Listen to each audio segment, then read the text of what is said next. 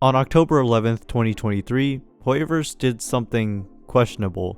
Version 1.4 released for Honkai Star Rail, and with it came plenty of new content, including a Trailblaze Continuance quest that would take us back to Belobog for the first time since 1.0 on launch. In it, March 7th showed off a brand new outfit, featuring a very different design than what she usually wore, kitted out with many small but noticeable details for that trademark Hoyoverse flair. And then they did nothing with it. Roughly 20 minutes of screen time in the quest and gone. Everyone was left scratching their head wondering why not sell it. Pretty much every single live service game that isn't a gacha is able to fund themselves through the selling of skins, optional cosmetics that have no effect on gameplay. Although they are less common in gachas, there are many out there that still take advantage of the fact that alternate outfits and visual effects are easier to produce than entirely new characters. But from the outside, Hoyoverse seems strangely stubborn with how little they engage in this form of monetization. On the one hand, you have players constantly hoping for them to be implemented into the game, pointing out official artworks featuring fan favorite characters in alternate outfits, but on the other side, we've already seen Hoyo's reluctance, with them very rarely putting out outfits for Genshin, never offering any for Star Rail, and they almost certainly won't do anything for Zenless Zone Zero. So why does Hoyoverse hate skins so much? First, it only makes sense to analyze the decisions that have been made regarding skins, so we can look to Genshin Impact for that. A pattern was decided on, starting in 1.6's Midsummer Island Adventure update, that outfits were to be released into one of two categories. Outfits for 4-star characters would be free to acquire through that version's limited time event before being permanently available in the shop. Meanwhile, the ones for 5 stars would be purchasable from the start with a slight discount during their debut patch. These would be bought only with Genesis crystals and not Primo gems, meaning you'd have to spend money no matter what, whether it be on top-up bundles or many consecutive monthly passes. The first few premium outfits were for standard banner 5 stars before they moved onto limited banner ones. Diluc received the only 5-star quality outfit we've ever gotten, set apart by unique combat voice lines and alternate visual effects on his abilities. Of the decisions made, everything seems pretty sound. 4 stars are generally seen as less powerful and therefore less desirable than 5 stars, but have the advantage of greater distribution among players due to them being easier to roll for and being able to be given out for free. So it makes sense that their outfits would be free as a limited time event reward to get players participating. 5 stars getting paid outfits is in line with them already being more difficult to acquire, and the generally stronger characterization they get with guaranteed story quests as opposed to these sparse additions of hangout events for 4 stars. A general trend with the outfits for 5 stars is that even among the limited banner characters, they skew towards older releases. It checks out that older banners have had more opportunities to have reruns, and thus it's likely a greater percentage of the player base will own that character compared to the newer ones. The fact that characters don't always get reruns as their outfits release is indefensible though. You'll regret that! However, the one major disadvantage for older characters is that they directly go at odds with a core pillar of Hoyoverse's monetization. When new characters are released, if they're bad, then you have a whole section of the player base breathing a sigh of relief because it means they can skip and save their premium currency for a later banner. This is why new limited banner characters are so strongly incentivized to be created powerful, though this effect is disproportionate between the different games. I brought this up in the last video I made comparing the generosity of Genshin versus Star Rail, that Genshin is relatively easier to brute force to fight with as long as you have a solid team, whereas the wide diversity in combat scenarios in Star Rail makes it so that even a top tier team can have times where they struggle, encouraging players to have a wider pool of built characters. Within the communities of the two games this becomes apparent, as Genshin players much more often refer to themselves as mains of their favorite characters. In Star Rail, you might be a Himiko fan all the way, but you'd be a fool to try and use her outside of pure fiction where she thrives.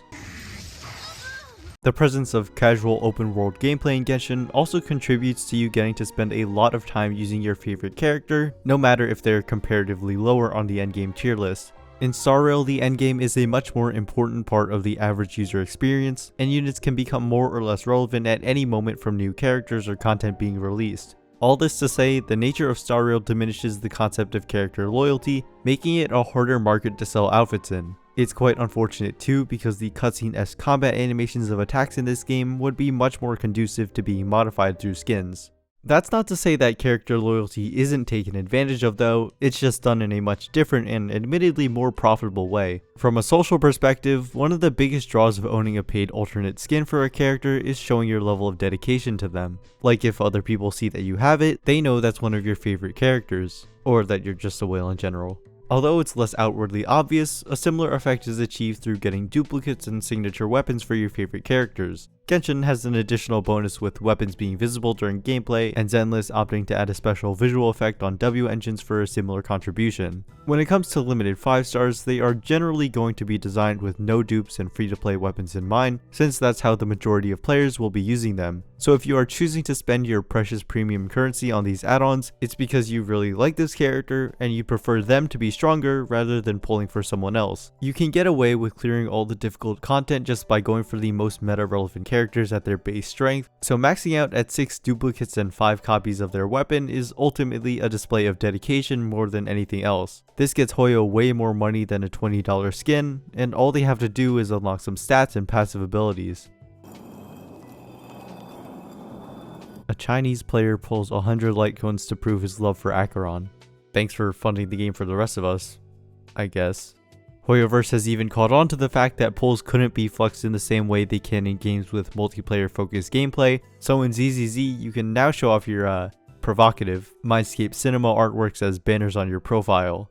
I feel like the opinion that skins equal easy money also exaggerates the easy part of it. If you've ever tried to draw a Hoyoverse character, you know how hard it is because of how finely detailed everything is. Looking at Genshin's outfits, they are just as intricate, so you know they'd never be satisfied with slapping on basic clothing and calling it a day. Considering that they typically also change hairstyles with outfits, an alt is basically a whole new character in design, minus the face and hair color. Then there's the fact that clothing is hand animated according to this admittedly old developer log, so they can't just slap the new model onto the old rig and ship it out. Personal opinion time, I honestly don't strongly prefer any Genshin outfit over their base look, which to me is more a testament to how effective the original designs are at portraying the personalities and backgrounds of their characters. All of these things potentially discourage Hoyo from trying to make more skins, even though they definitely could if they really wanted to. I don't want to say skins are definitely never going to happen in Star Rail, but it seems like we've already gotten the replacement for the equivalent of 4-star character outfits.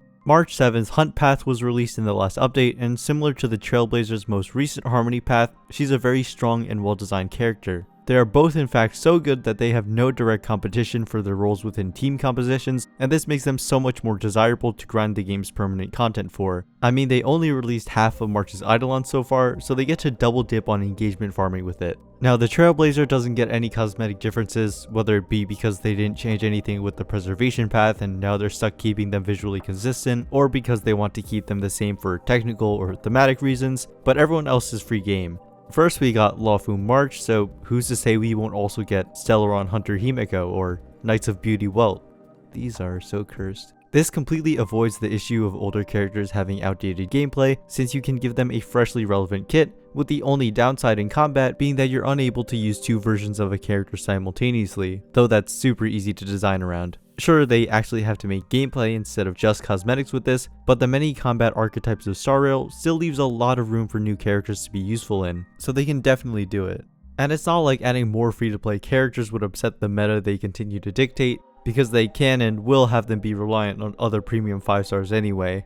So let's come back around full circle and talk about this old March outfit. The safe assumption is that it was already made by a developer, so they just threw it in to at least make some use out of it. If Hunt March was already being planned for, then it makes much more sense that they'd shy away from making it playable, because it likely wouldn't be usable on her other kit, could confuse players who associate new outfit with new path, and now it could be used at a later date for a potential third path. We now know that 2.6 only has one new limited banner character coming out with no 4 stars, so who knows, maybe we'll see Star Rail start exploring different kinds of monetization methods, but it really seems like they're already quite confident in sticking to what works for them. I hope you found this video to be interesting or insightful, and as always, thanks for watching.